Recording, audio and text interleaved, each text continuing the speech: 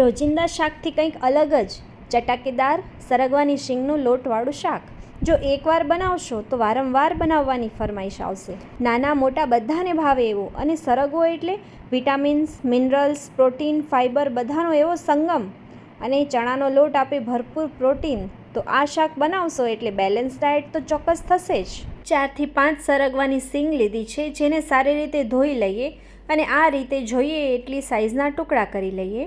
એક કુકરમાં શીંગ લઈ અને તેમાં થોડું મીઠું અને શીંગ ડૂબે એનાથી થોડું ઓછું પાણી લઈ એક જ સીટી થવા દઈએ, જેથી શીંગ ફાટી ન જાય અને મીઠું ઉમેરવાથી શીંગનો ટેસ્ટ ફિક્કો નહીં લાગે. હવે એક પેનમાં 4 ટેબલસ્પૂન એટલી 4 મોટી ચમચી જેટલું તેલ લઈ એમાં રાઈ અને હિંગનો વઘાર કરી અને 2 નાની ઝીણી સમારેલી ડુંગળી ઉમેરીએ અને થોડીવાર એને સાતળશું. ડુંગળી પિંક ગોલ્ડન કલરની થઈ જાય એટલે આપણે એમાં 1.5 વાટકી જેટલો આશરે 1 કપ જેટલો ચણાનો લોટ ઉમેરીએ. એ ચણાના લોટને અહીં એકાદ મિનિટ આપણે શેકવાનો છે, જેથી એનો ટેસ્ટ કાચો ના લાગે. રેસીપી ગમે તો ચેનલને સબસ્ક્રાઈબ કરવાનું ભૂલતા નહીં.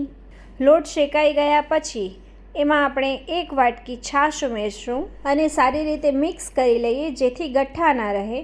અને લંપને પૂરી રીતે તોડી નાખશું અને બધું પાણી કે છાશ એકસાથે એડ નહીં કરીએ, નહીં તો ચણાનો લોટ છે એમાં લંપ રહી જશે અને ગ્રેવીનું ટેક્સચર છે એ સ્મૂધ નહીં બને. લોટ સારી રીતે મિક્સ થઈ જાય, અડધી વાટકી જેટલું પાણી એડ કરી આપણે મસાલા એડ કરી દઈએ, જેમાં 1 ચમચી મરચું, થોડીક હળદર અને 5 ચમચી જેટલું ધાણા જીરું.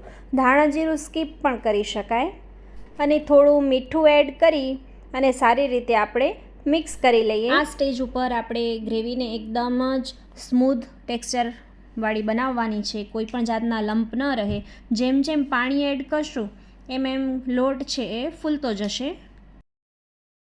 અત્યારે આ લેવલ પર વધારે પડતું પાણી એડ કરવાનું નથી. શીંગ એડ કરશું તો શીંગને એને પાણી સાથે જ એડ કરી દઈએ.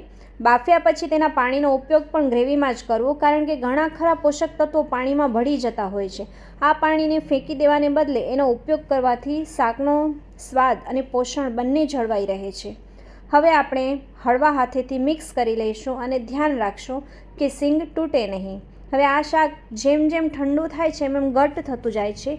તો ગ્રેવી હજી અહીં ઘાટી છે, તો થોડુંક પાણી અડધી વાટકી જેટલું ઉમેરીએ અને ગ્રેવી થોડી પાતળી રહે એટલે ઠંડી થાય તો પણ વધારે પડતી ઘાટી ન થઈ જાય અને ટેસ્ટ પણ સારો આવશે. અહીં ગ્રેવીને વધારે પડતી ઉકાળવાની જરૂર નથી. બરાબર મિક્સ થઈ જાય અને જો ગ્રેવી પરફેક્ટ લાગે ત્યારે આપણે ગેસની ફ્લેમ છે ઓફ કરી દઈશું અને ગરમા ગરમ શાક છે એ પરોઠા, રોટલી બધા સાથે ખૂબ જ ટેસ્ટી લાગે છે. એકવાર જરૂરથી ટ્રાય કરજો.